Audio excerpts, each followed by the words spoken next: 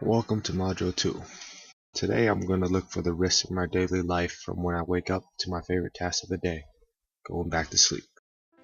I start off waking up at 5 in the morning, take another glance at my bed, and then get ready for work. I go out to my car, start heading out, and sometimes when needed I have to stop at the gas station. I typically get to work at 7:15, head upstairs, take a seat, and start working. Around 4 o'clock, I head home, knock out some chores, and spend time with the little guy before my students come over to train. And after roughly 2 hours, I finally shower and eat before winding down.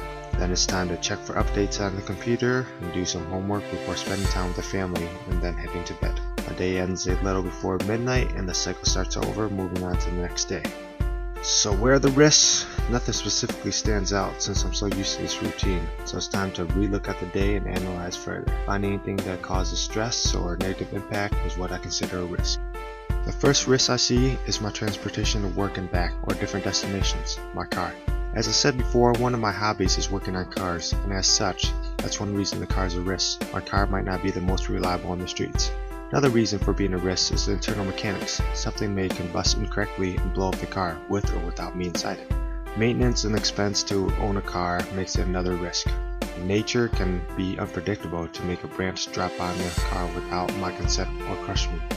And accidents are the most obvious reason a car is a risk. We put our lives on the line every time we are driving on the streets. One mistake by us or another driver and something fatal can occur. Another risk is the place I stay for the majority of my day, my workplace. Here, stress and conflicts are always present, affecting my mentality, making it a risk. I expose myself to an unsafe environment when my coworkers don't wash their hands, spreading bacteria or germs. Job security or the fear of being demoted running through my mind can make it a risk. It affects what I do and how I do everything. Competition at work and the pace can be overwhelming, with the employer always wanting more from me, making it a risk to my physical and mental state. Liability is a major reason work is a risk because a mistake can affect others negatively and that may cause something fatal to occur. Hanging out with the little guy can present some risks as well. First and obvious reason is the possibility he forgets his training and starts inside, and the risk becomes bigger when I step in it.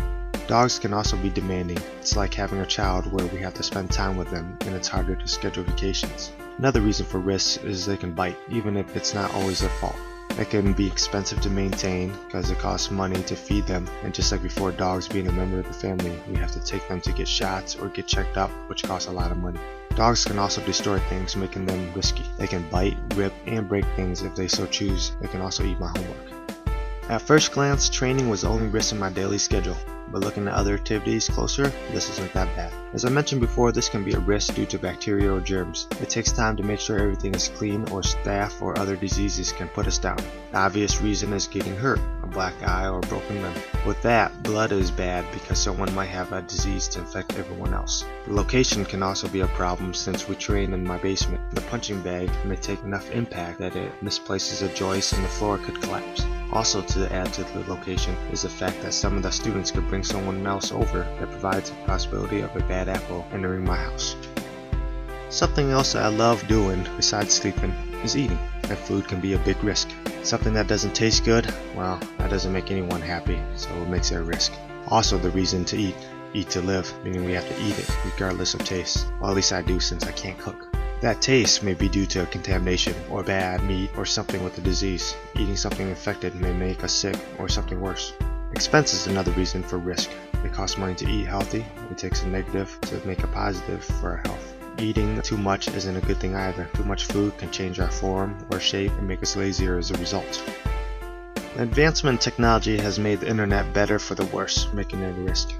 As Professor Torres has mentioned that a few times, being on the computer can possibly expose us to radiation. Identity theft is a big issue. Or fraud. Or even a virus makes using the internet a huge risk because it can possibly take information or ruin the computer. Also, being on the computer too much can make someone less social, obese, or even lazy. Whether you love them or hate them, spending time with the family can also be risky. I think the drama associated with family is a big concern. Disagreements or heated arguments can be bad as well. Obligations are another reason because we have to help or support them even if we don't want to. Also, expenses can be a factor because of maintenance. Similar to the dog, it costs money. Wow, after further analysis, seems like in a span of 18 hours I exposed myself to a lot of risks, of which I still believe training is the riskiest, yet the most interesting. But then why do I do it?